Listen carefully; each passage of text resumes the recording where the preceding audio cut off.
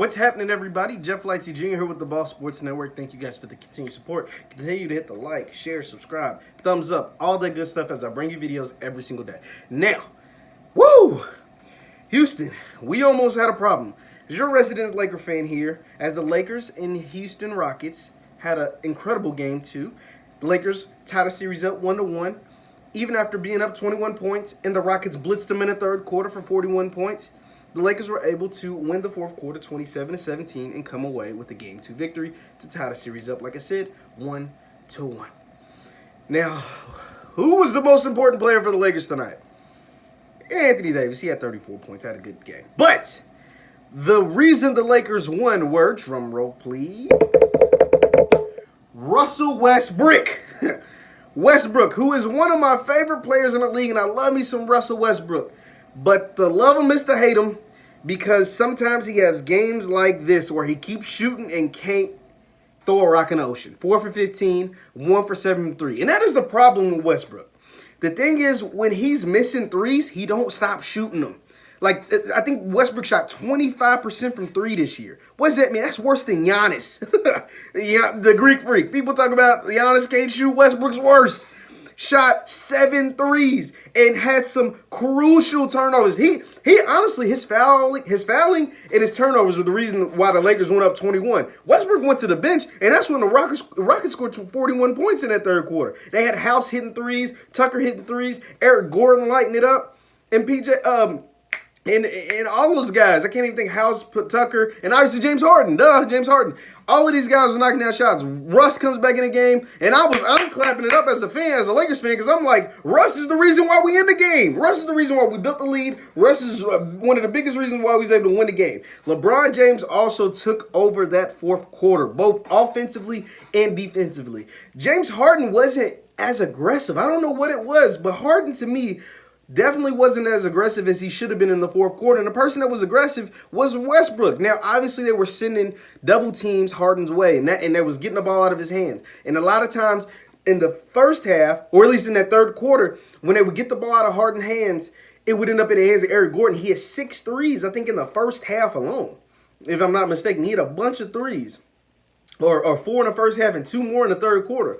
But once it got out of Harden's hands and out of Eric Gordon's hands, it went to Westbrook, and the Rockets' chances of winning went to shame. Now, I'll clap it up also for Rajon Rondo, because Rondo played a big game. You know, I don't hate plus minus, but he was plus 28 in this game. That matters. He scored 10 points and hit some crucial buckets down the stretch in the fourth quarter. Now, he needs to stop shooting them damn threes. Stop shooting threes, Rondo. You was 1 for 5. They leaving you open for a reason. Quit shooting threes. Like, if he just stops shooting threes, the Lakers would be in good shape. He plays good defense on James Harden.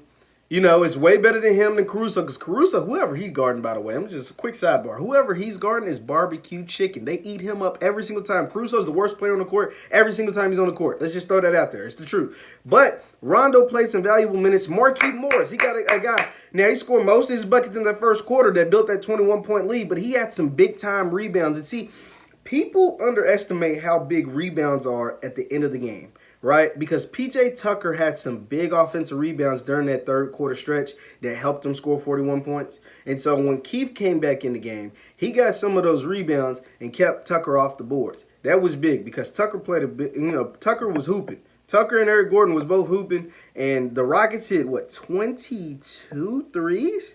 They had 22 threes, shot 41% from 3. Dang near 42% from 3, and they still lost the game. That is a good sign for the Los Angeles Lakers. You allow 22 made threes to your 12.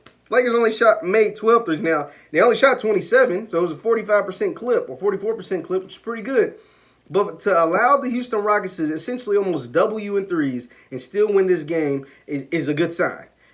Anthony Davis, continue to exploit your size in the inside. Anthony Davis has P.J. Tucker guarding him. He's cooking. When he's got switches to Westbrook guarding him, he's cooking.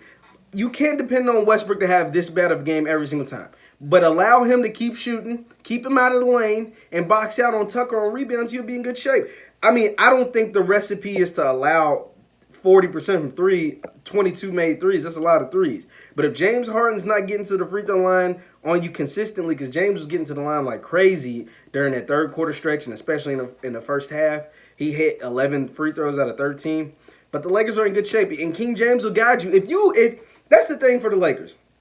They have the great neutralizer, the great equalizer. That's LeBron James. The fact that you have him on your team, you keep the game close in the fourth quarter, LeBron James is going to bring you home. And that's what he did. In the fourth quarter, he was simply unstoppable. He made timely buckets, he made great passes, and he made great defensive plays, whether it's block shots, steals, and defensive rebounding, which a lot of people underestimate. LeBron is LeBron, and he's going to bring you home. Anthony Davis and the rest of the supporting cast keep the game close during the first three quarters. Bron's going to take you home in the fourth quarter. But I don't think the recipe is allowing 22 threes because that is a whole lot of three-pointers.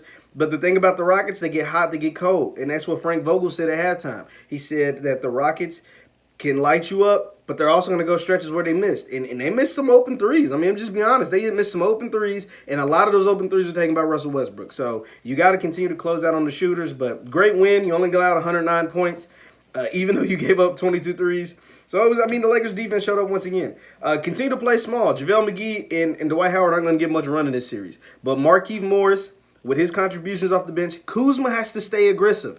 Kuzma with his contributions off the bench, I think Kuzma had 13 points. He had a solid game, 6 or 7. Continue to play good off the bench. And Rondo, quit shooting threes. You'll be in good shape. The Lakers game 3 is in 2 days, so we'll be on Tuesday, and we'll be back with another post-game recap. Once again, my name is Jeff Lightsy Jr. with the Ball Sports Network. Thank you guys for the continued support. Let me know in the comments, who's going to win the series? Do you think the Rockets still have a chance, or do you think the Lakers are going to take care of business? Let me know in the comments down below. My name is Jeff Lightsy Jr. with the Ball Sports Network. Like, share, subscribe. We'll see you next time.